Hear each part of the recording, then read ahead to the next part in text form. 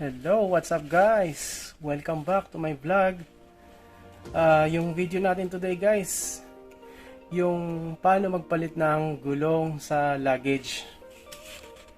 Yun yung topic natin today. So, let's start now.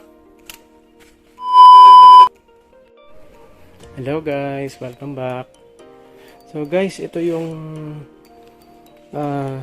vlog for today. Tapos yung magpapalit tayo no gulong na sira. Ito. So, paano natin siya tatanggalin? So, simple lang guys. Gagamitan natin siya ng lagaring bakal. Okay. Tapos, yan. Dito sa side, dyan natin siya lalagariin. Yan ito guys, ha. Yan. Okay, sana nakikita mo maayos. Ang pangit ng area ko kasi. Yan. Sorry. Medyo lang. Ito yung sinasabi ko guys dito. Yung iba kasi nakikita ako ginagawa nila. Dinidrill nila sa side. Dito. Siya.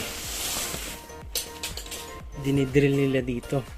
Ako yung style ko naman, dito ko siya lalagariin sa gilid dito. Yan, dito. Parang ganito siya. Ito guys, ayan sa side. Lalagariin ko siya. Oh my God! Hindi dapat masisira yung mga plastic na kabilaan para okay pa siya. Kasi yung tire, madali lang siyang palitan. Ito yung isa na tanggal na. Yan sa baba. So, tanggalin ko muna guys. Tapos papakita ko sa inyo mamaya paano yung finish niya. Okay?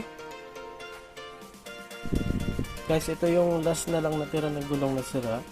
Papakita ko sa inyo ito na kung paano ko siya tanggalin. Ito.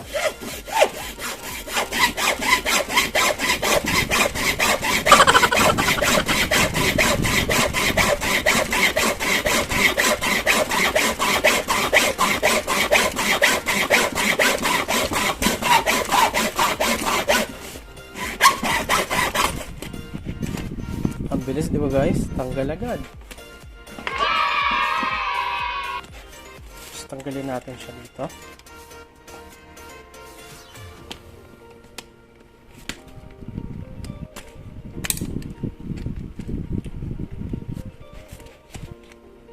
Okay guys, tanggal na. Balikan ko kayo guys. Pag ilalagay ko na yung gulong.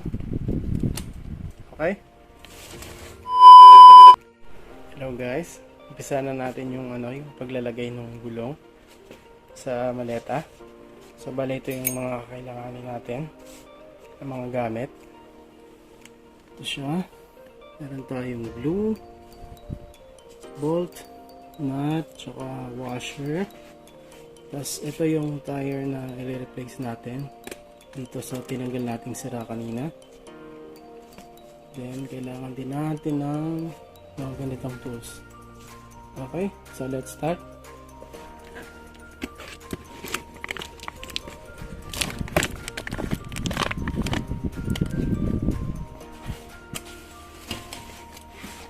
Dali lang siya guys.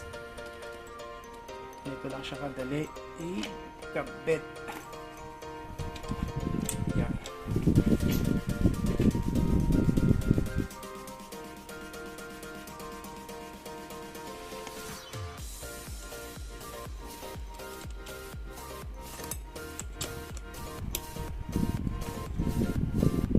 Check natin kung mahigpit so hindi siya magro-roll. So ganun lang siya kadali guys. Tapos kung mapapansin mo yung kulay niya mamaya, sprayan natin siya ng spray paint.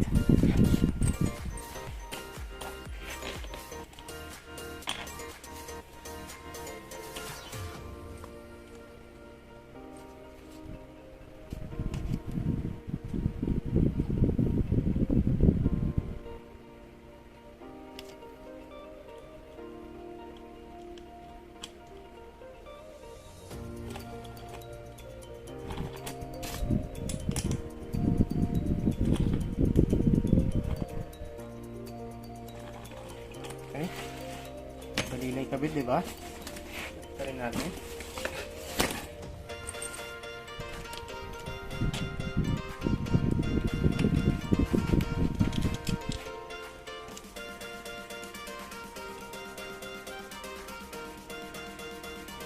Guys, kung may mga tanong kayo, comment lang kayo dun sa video natin. Baka matulungan ko kayo. Or kung may pagagawa kayo, baka naman kontakin nyo lang ako. Diba guys, ang bilis lang.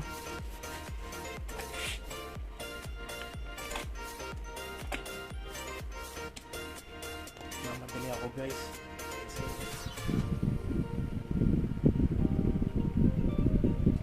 Sahod ngayon. Tsaka pa-out na rin ako sa work.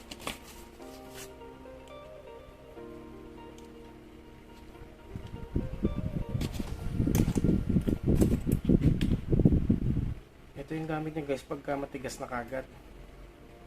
So hindi na kaya itulak ng kamay ko.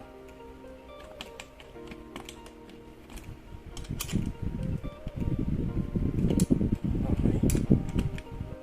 Ayan. Suwabe. Liquid konti. Ayan. So yun guys. Tapos na siya. Diba? Ganun lang siyang madali ikabit yung ganitong klaseng sira ng gulong sa maleta. Sana guys, meron tayong natutunan. Salamat din po sa mga sumusuporta dyan, sa mga nanonood natin. Basta comment lang kayo pagka meron kayong gustong tanong sa akin, huwag kayo mahiya. Basta please like, share, tsaka comment lang kayo guys. Baka matulungan kayo kung may mga problema kayong ganito sa mga personal bag nyo. So yun lang muna guys. See you on my next vlog.